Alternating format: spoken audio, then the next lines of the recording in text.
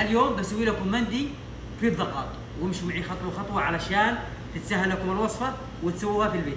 بسم الله نبدا. لدهن الدجاج بنحط 4 جرام من الكركم، و4 جرام من صفار الزعفران، وزيت الزيتون. هذه الكميه. نخلط. نجيب معنا حبتين دجاج، طبعا حبتين دجاج بننزل بالخليط وفوقين كذا بهذا الشكل. اوكي.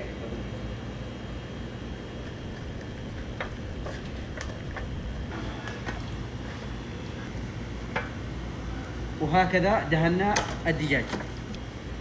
المرحلة الثانية إلى الضغط. يلا يمشوا. بسم الله نبدأ. ننزل بزيت الزيتون، وننزل بالبصل، ونحمص، وننزل بالبهارات الصحيحة، وفلفل حار، وراح ننزل بقليل من بهارات الديار النجدي، بهارات مشكلة طبعا، حوالي 12 جرام، ونحمصها. وخليكم مركزين معي على مقادير الماء، هذا لتر ونص. وراح انزل بملعقتين ملح.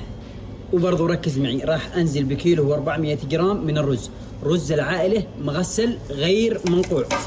هذا مقدار الماء وهذا مقدار الرز، لا تزود ولا تنقص. وراح ننزل بالشبك، وراح نوزع الدجاج فوق الشبك بهذا الشكل. ما شاء الله على الشكل. هذا البهارات المجروشة اختيارية من عندي أنا، ليست مطلوبة ولكنها مني أنا شخصيا. طبعا إذا عندكم ضغط 45 دقيقة فقط، عندي الضغط خربان، فأنا راح أستخدم القسطير وأكتمها بشكل جامد، وراح نخليها ساعة و10 دقائق على نار شعرة، لأن الضغط عندنا ما هو كويس. ولكن إذا عندكم ضغط فيحتاج 45 دقيقة على نار شعرة مثل هذه، وتذوقوا ألذ مندي يمني. وننتظر ونشوف النتيجة. وهنا يا جماعة النتيجة.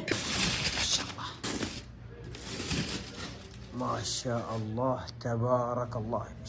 طبعا شوفوا لي كيف الاستواء، شوفوا كيف مهتري. وبسم الله، بسم الله ما شاء الله.